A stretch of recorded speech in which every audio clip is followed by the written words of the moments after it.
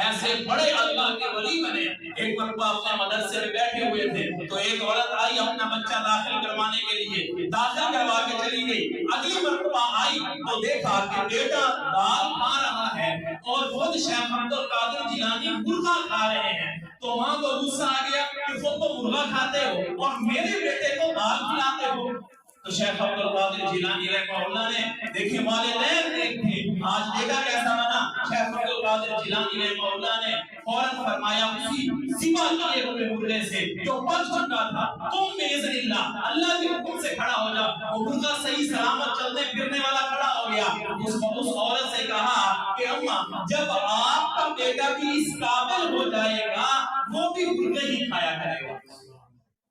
تو دیکھیے کہ بچوں کی تربیت کے اندر ان کی زندگی کو اچھا بنانے میں اصل ہماری زندگی ہوتی ہے کہ والدین اچھی زندگی گزاریں گے تو بچہ ہی صحیح زندگی گزارے گا. اور ایک بات یہ بھی یاد رکھیں کہ بچے کی یہ فطرت ہوتی ہے کہ وہ ہمیشہ اپنے والدین اور اپنے اساتذہ کی بات کو سنجیدہ لیتا ہے.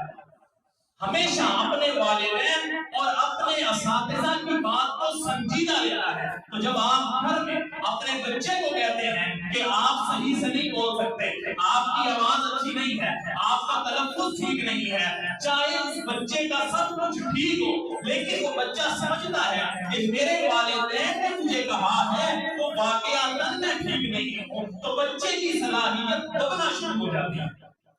اور آپ نے دیکھا ہوگا کہ بچہ ہمیشہ استاد اور والدین کی بات کو سنجیدہ لیتا ہے. آپ بچے کو سمجھا کے بھیجتے ہیں کہ بیٹا آپ نے گلی میں کسی سے کوئی چیز لے کے نہیں کھانی, لیکن بچہ جب باہر جاتا ہے وہ قطعاً کسی سے کوئی چیز لے کے نہیں کھائے گا چاہے اس کو جو کچھ مرضی کیا جائے. کیوں؟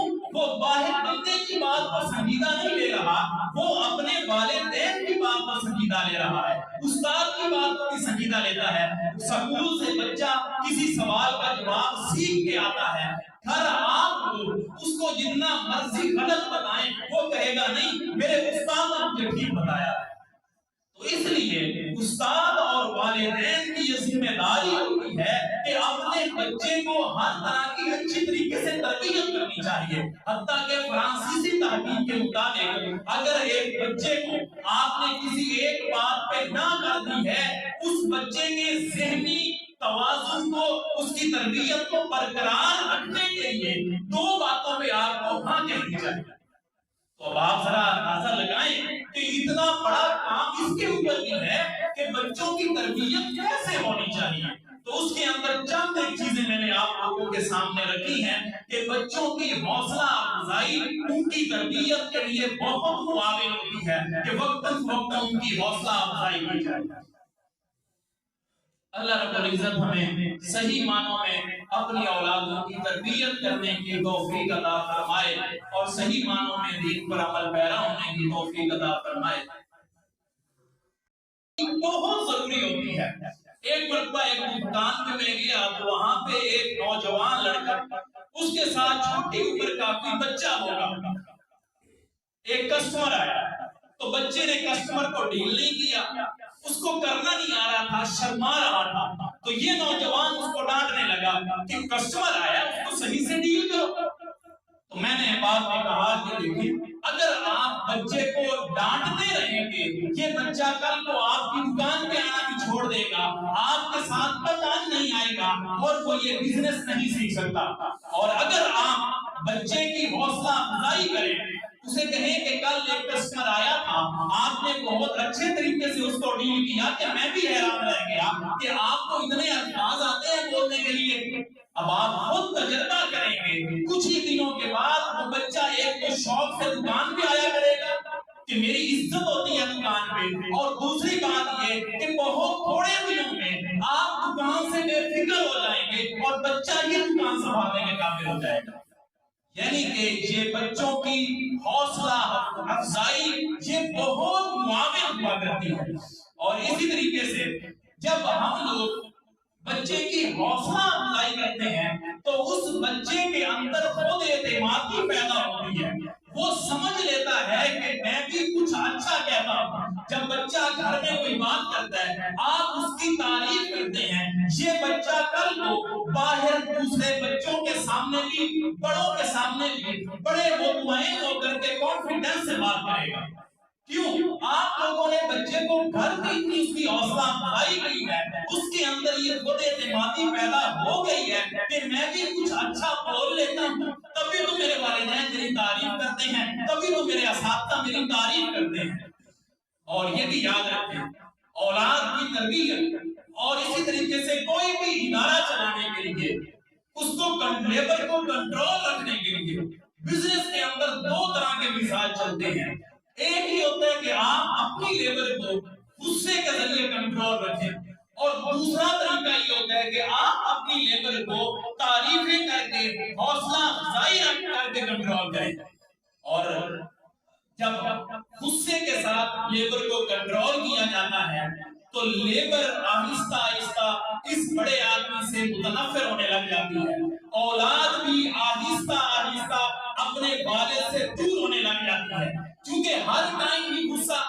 اور نبی علیہ السلام نے اتنا بڑا کام کیا, قیامت تک کے لیے نبی علیہ السلام کی شریعت موجود ہے. اتنا بڑا کام جس بندے نے کرنا تھا, آپ علیہ السلام نے غصے والا طریقہ نہیں اپنایا, آپ علیہ السلام نے تعریفوں والا طریقہ اپنایا ہے, اور تعریفیں کر کے صحابہ کرام سے بھی کام لیے ہیں اور امت تک یہ طریقہ پہنچا دیا ہے. دیکھیں کہ نبی علیہ السلام نے حضرت ابوبکر کے فضائل بیان کیے, حضرت عمر کے فضائل بیان کیے کہ اگر میرے پاس ابھی ہوتا تو عمر ہوتا, عمر جس راستے سے جاتے ہیں شیطان وہ راستہ چھوڑ دیتا ہے. حضرت عثمان کے فضائل, یہ تعریفیں تو ہیں. یعنی کہ نبی علیہ السلام نے صحابہ کرام کی تعریفیں اور حوصلہ افزائی کر کے آپ علیہ السلام نے ان سے کتنا بڑا کام کیا اور کتنے اچھے افراد تیار کیے ہیں. تو جو ہماری یہ سوچ ہے کہ محض غصہ کر کے ہی ہم کنٹرول کریں گے, تو اس کے مقابلے میں دوسرا طریقہ ہوتا ہے حوصلہ افزائی اور تعریفیں کر کے کنٹرول کرنا. نبی علیہ السلام نے غصے والا طریقہ نہایت کم اپنایا ہے, آپ علیہ السلام نے تعریفوں والا طریقہ زیادہ اپنایا ہے. تو ہم اپنے بچوں کو کنٹرول کرنے کے لیے غصہ تھوڑا اور حوصلہ افزائی زیادہ رکھیں گے تو آپ کے بچے بہت ہی اچھی استعداد والے اور بہت ہی کانفیڈنس والے بنیں گے.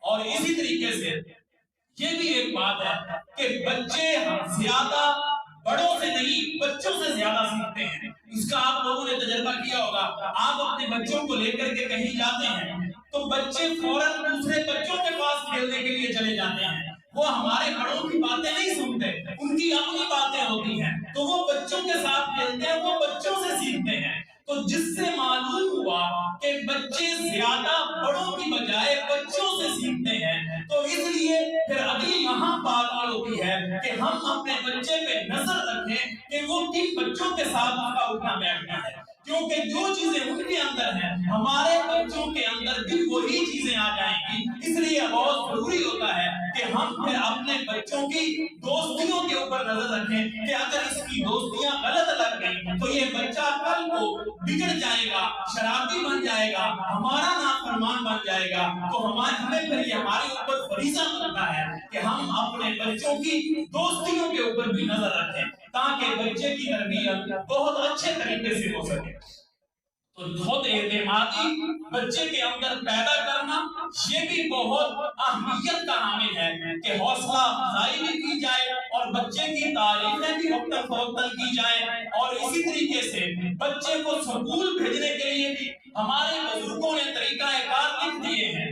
لوگ عموماً سوچتے ہیں کہ یہ تو ایک دنیا کی چیز ہے بچوں کی تربیت کرنا, حالانکہ ہمارے اکابرین نے اس کے اوپر بھی ہزاروں کتابیں لکھی ہیں. ایک نشست کے اندر تو بیان ہی نہیں کیا جا سکتا, اتنا مواد ہمارے اکابر نے لکھا ہے کہ بچوں کی تربیت کیسے کرنی ہوتی ہے. حتیٰ کہ یہاں تک بھی لکھا ہے کہ اگر بچے کے سامنے ایک بم دھماکہ ہو جائے تو وہ بچہ 3 دن کے اندر بھول جاتا ہے. 3 دن کے بعد بچے کو وہ بم دھماکہ جو چھوٹے بچے ہوتے ہیں ان کو بھول جائے گا، لیکن اسی بچے کے سامنے اگر والدین لڑائی کریں گے تو یہ لڑائی اس بچے کو زندگی بھر نہیں ملتی۔ اب آپ لوگ ذرا سوچیں کہ ہمارا بچوں کے سامنے والدین کا لڑنا یہ کس قدر مضر ہے کہ وہ بچے کے لیے پوری زندگی کے لیے اس کے نقش اس کے ذہن کے اوپر پرنٹ ہو جاتا ہے۔ اور اسی طریقے سے فرانسیسی تحقیق ہے کہ بچے کو 5 سال سے پہلے موبائل سے دور رکھنا چاہیے، اس لیے کہ بچے کی دماغ کی 11 ونڈوز ہوتی ہیں جو وقتاً فوقتاً اوپن ہوتی ہیں۔ جیسے ہم لوگ تجربہ کرتے ہیں، بچے کے سامنے ہاتھ پھیلاتے ہیں کہ بچہ آنکھیں جھپکتا ہے کہ نہیں جھپکتا، یہ دماغ کی کہیں 5ویں 6ٹھی ونڈو ہوتی ہے جو اوپن ہوتی ہے، یعنی دماغ کی 11 ونڈوز ہوتی ہیں۔ تو اسی طریقے سے جب بچے کو سامنے موبائل آیا جاتا ہے، یہ وہ عمر چل رہی ہوتی ہے کہ بچہ جو دیکھے گا وہ اس کے ذہن کے اوپر پرنٹ ہو جائے گا، یہ بڑا ہو کے بچہ ویسا بننے کی کوشش کرے گا۔ لہٰذا اس وقت اگر بچہ کوئی لڑائی والی ویڈیو دیکھتا ہے تو اس بچے کے ذہن پہ لڑائیاں پرنٹ ہو جائیں گی۔ یہ 5 سال کے بعد اس کا مزاج آہستہ آہستہ لڑائیوں کی طرف جائے گا، اور اگر اس وقت یہ ناجائز عشق کی چیزیں دیکھتا ہے تو اس کا ذہن 5 سال کے بعد ناجائز عشق کی طرف چلا جائے گا اور آہستہ آہستہ یہ بگڑ جائے گا۔ اور اگر اس وقت بچوں کو کراٹے دکھائے جائیں گے تو اس کا مزاج یہ کھیلوں والا اس طرح کا بننا شروع ہو جائے گا۔ یعنی 5 سالوں کے اندر بچے کو ہم مثبت چیزیں اگر دکھائیں تو دکھائیں اور دیندار کو دکھائیں تو دکھائیں، وہ اچھا ہے، لیکن اگر ہم یہی کھیل اور یہی گیمیں یہی فلمیں یہی ڈرامے اس عمر کے دکھائیں گے تو یہ نہایت خطرناک ہوتے ہیں، جو کہ بچے کی زندگی پر ہمیشہ کے لیے پرنٹ ہو کے رہ جاتے ہیں، جس کے اندر نقصان ہم نے کیا ہوتا ہے۔ اور اسی طریقے سے آپ لوگوں نے یہ بھی تجربہ کیا ہوگا کہ گھر کے اندر جب مہمان آتے ہیں تو بچے تنگ کرنے لگ جاتے ہیں۔ محققین نے اس پر بھی پوائنٹ لکھا ہے کہ اگر آپ یہ چاہتے ہیں کہ گھر کے اندر مہمان آئیں اور آپ کے بچے آپ کو تنگ نہ کریں تو اس کا طریقہ یہ ہے کہ آپ اگلے دن کی پلاننگ اپنے چھوٹے چھوٹے بچوں کو پہلے بتا دو۔ چھوٹے بچوں کو جو کچھ بات سمجھ سکتے ہیں ان کو بتا دیں کہ کل ہمارے مہمان آنے ہیں، تو محققین نے لکھا ہے یہ بچے کل آپ کو تنگ نہیں کریں گے۔ اور جب ہم بچوں کو اپنے گھر کی پلاننگ میں شامل ہی نہیں رکھتے تو جب اچانک مہمان آ جاتے ہیں تو ان کی کھیل رک جاتی ہے، ان کی باتیں رک جاتی ہیں، ان کی جو چیزیں چل رہی ہیں وہ رک جاتی ہیں، تو بچے پریشان کرتے ہیں۔ تو اگر بچوں کو پہلے بتا دیں گے، وہ پہلے سے اپنی ایک ترتیب بنا لیں گے کہ ہم نے فلاں ٹائم کا نہیں کھیلنا، تو وہ بچے کل آپ کو تنگ نہیں کریں گے۔ تو یہ بہت ساری چیزیں ہیں جو بچوں کی تربیت کے اندر بہت معاون ثابت ہوتی ہیں، جس کی وجہ سے بچے بہت اچھے بنتے ہیں۔ اللہ رب العزت ہمیں صحیح معنوں میں اولاد کی تربیت کرنے کی توفیق عطا فرمائے اور صحیح معنوں میں ہماری اولادوں کو نیک متقی پرہیزگار بنائے۔ وآخر دعوانا ان الحمد للہ رب العالمین۔